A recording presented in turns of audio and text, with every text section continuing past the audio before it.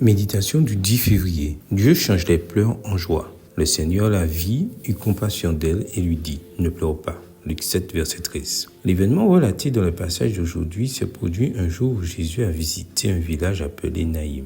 En arrivant, il a croisé un cortège funèbre. Une pauvre veuve allait enterrer son fils unique. La scène ne pouvait être plus triste. Tous les voisins de cette femme étaient venus l'accompagner dans son pire moment et pour l'aider avec le cercueil. Mais personne ne pouvait lui ôter cette douleur lancinante, cette tristesse profonde et cette solitude totale. Alors le Seigneur l'a vue et a eu compassion d'elle. Cette déclaration nous dit que Dieu s'intéresse à nous, qu'il voit ce qui nous arrive et que c'est particulièrement dans les moments de douleur, de détresse et de solitude qu'il compatit. Jésus montre que Dieu ne se dérobe pas face à la souffrance, qu'il ne se détourne pas de ceux qui sont dans la tribulation. Ce qui lui est naturel, c'est de nous traiter avec miséricorde et de nous aider quand il nous voit en difficulté.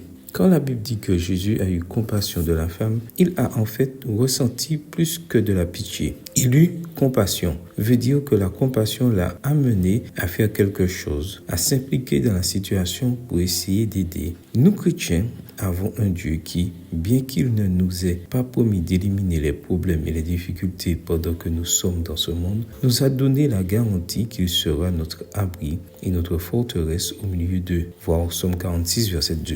Quand Dieu nous voit souffrir, il ne nous abandonne pas, mais nous apporte son aide. Ému de compassion, Jésus a dit à la veuve, « Ne pleure pas ». Étrange parole d'encouragement adressée à quelqu'un qui va au cimetière pour enterrer le seul parent qui lui reste. Que peut faire de plus une femme qui a perdu son mari, qui perd maintenant son fils, et qui plus est unique? Mais les paroles de Jésus, « Ne pleure pas », étaient plus que des mots. Elles annonçaient à cette femme qui souffrait qu'il ferait que les choses soient différentes, qu'il changerait le cours de sa vie parce qu'il était là. Ne pleure pas à cause de la mort, la vie est là. De même que ce jour-là, dans un petit village nommé Naïm, une femme qui pleurait de douleur est rentrée chez elle heureuse, comblée et avec une foi en Dieu plus grande que jamais. Aujourd'hui, là où vous êtes, en plein dans votre douleur, Jésus changera vos pleurs en joie. Amen. Bonne journée à vous et que le Seigneur vous bénisse.